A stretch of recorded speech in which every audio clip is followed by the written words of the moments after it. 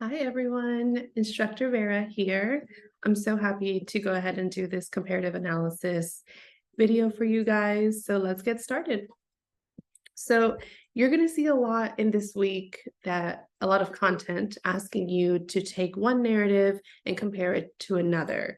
Maybe you're going to be watching some videos. Maybe we will ask you, like in this assignment 3.2, to find your favorite narrative and compare it to something else with some depth in there. So we're just going to talk through what that looks like and what the purpose of that is for the sake of this course. So the key component of a comparative analysis is to synthesize and to have a comparison of two or more subjects. Usually back in grade school or even in high school, you may have seen this Venn diagram. This is just to pull some of that background knowledge, but honestly, it's a great resource. If it worked for you, draw this really quick when you're doing your comparative analysis so that you can write all of the differences on these outer circles and all the similarities here in the middle. Some ideas that you can compare are ideas, text, identifying similarities or different in patterns or insights. You could even do some research on narrative elements within each narrative. You can identify the theme or go in depth on the dialogue, what the characters are saying or doing. Or you can just analyze an individual character and go in depth in that sense, because that would connect to week 1 and week 2. This analysis involves examining various aspects, like if you choose character, you can do characters. If you do the plot, you can identify the structure of the text. You can identify things across a variety of subject matters. The goal is to provide a deeper understanding of relationships between subjects and draw like a very meaningful conclusion about the similarities and contrast.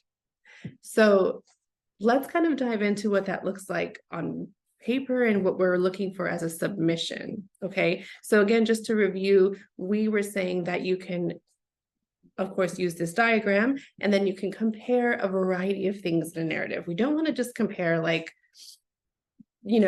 very basic traits of a character. We want to go in depth with their personality, with their motives, why they're acting the way they're acting, or in the plot, why the author chose this strategic timeline and how it makes sense in an overall structure of a narrative. Okay, so this is a sample paragraph frame. I only have 2 here. You can add to this, but sometimes we need like a fill in the blank, grab and go resource. And if you'd like, screenshot this here, and you can use this in week 3, and even in week 4, honestly, but specifically in week 3 for this assignment, the 3.2, and then you can adapt it to your assignment in 3.4. And I'm going to show you what that looks like in a couple minutes. So just like I said, bear with me because I know we have like brackets and things, but this is an idea that you could use that will kind of jump from this to what a paragraph would look like. So remember, we have narrative A and narrative B and their similarities. Okay, keep that in mind. So while narrative A focuses on, and then you can add what it focuses on, narrative B emphasizes on, and then give the alternative. One example is, and then when you're giving evidence, you're actually going back into the text, finding my go-to number is like 5 words. Don't copy a whole paragraph. We already read it. Your audience probably read it too. You want to just take a little piece to support what you're saying. So 5 words quoted. And then you can say, this shows that, and then tell me what that evidence shows in relation to, in this example, a specific genre or genre convention, if that's where we're going. Again, you don't have to compare genre and genre convention. You can do characters, you could do plot, you can do any of the topics that we've learned this month so far.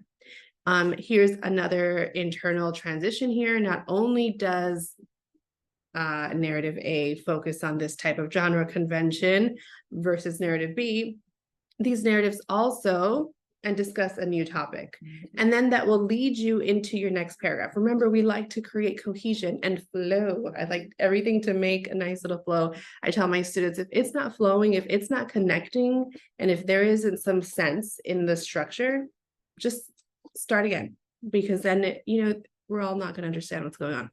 So again, screenshot this. This is a good sentence paragraph frame if you need to, and then you can honestly just duplicate it or adapt it to what you are trying to tell me about the two narratives you're choosing or your instructor.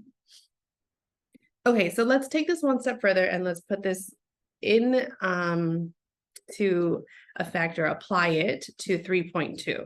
Okay, so this assignment where this video is probably housed, you're asked to identify if there is a difference between creating a piece inspired by someone else's work and plagiarizing it. If yes, how can you tell the difference? This goes right back to this. So what you're trying to say is, let's say if there's inspired work here and plagiarized work here, what are the similarities? What are the differences? We're asking you to compare two things and bring them together.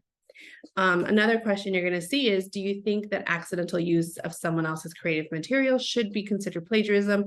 That can be built into your paragraph, or you can isolate it. There is not much comparison here. It's kind of like one-sided. We're asking you like specific question about plagiarism.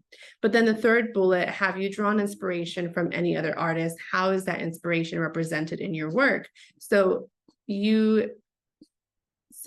just like sorry, my screen got wonky on my side. So just like we said, when you're jumping to the Venn diagram, you can have your inspired work on one side and where you got your inspiration from on the other, and what similarities and what differences apply there. So I'd like to show you this because sometimes we're like, how do we apply this to our assignments? And this is how. So let's jump to 3.4 because that's your big project this month.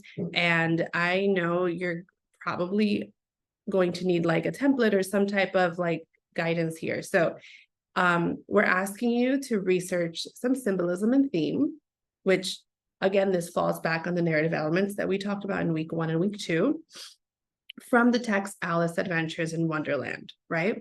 Then you're going to create a Word document in that has 3 pages, okay? And then here are these 3 bullets. This can be like page 1, page 2, and page 3. But I'm going to show you what that template looks like on the next slide. So don't freak out. You don't have to screenshot. This is like, I just copied and pasted the instructions here to go over it. But just to show you, we're asking you to identify similarities between Alice Adventure in Wonderland and the narratives that you selected. So you're actually going to be selecting 2 narratives. So this Venn diagram might be a little bit broader, but you could have narrative A and Alice in Wonderland as narrative B. Then you can have a narrative C and Alice in Wonderland, okay? So, or you could just draw this twice and do the compare and contrast if that is where you're going. So again, we're looking for similarities and differences between Alice and Wonderland and 2 different narratives. So we might see like 3 circles there in this one. And then of course, conclude with whether or not you think there's plagiarism. So this is what I recommend that you take a screenshot of. This is what I'm going to send to you guys in the announcements. If you're not my student from my section, take a screenshot from this. I'm going to share it with the rest of the instructors as well. But page 1, identify the similarities. Page 2, identify the differences. Remember, there's 3 narratives you're identifying: Alice in Wonderland and narrative A and narrative C, right? And then page 3 can be your conclusion. And again, we can use this paragraph sentence frame. You just need to adapt it, add some detail here so that it can make sense for what you want to tell us. Okay, so that was honestly it in a nutshell. I know this was a quick video, but sometimes we need just something short, sweet, and quick to help us get through. And again, if you're my student, feel free to reach out to your instructor. We're all here to help. Have a great day.